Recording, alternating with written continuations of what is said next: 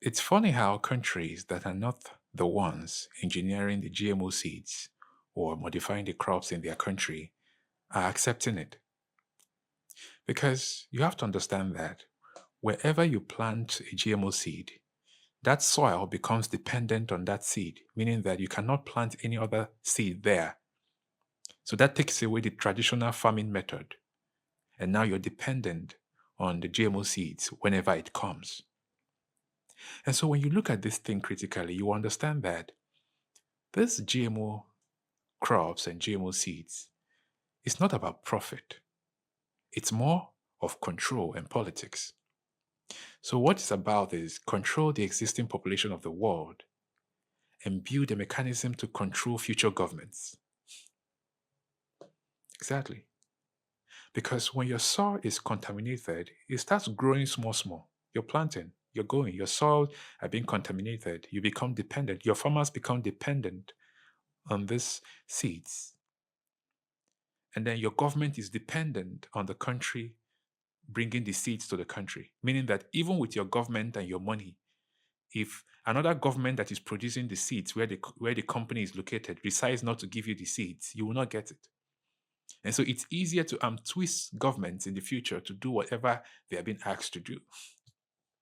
And it's also easy for a government in the country to twist the citizens and the farmers to do whatever they are asked to do, because the government of the day needs to give you the seeds to plant and grow your food. And then the government of the country needs to bow to whatever country that is giving them the seeds, even with their money. So it's more about politics and control. And that's why I wonder, because if, for example, Nigeria is modifying the seeds in Nigeria and Nigeria is engineering the GMOs in Nigeria, it simply means Nigeria is doing Nigeria. And so Nigeria will not be indebted to another country in the future.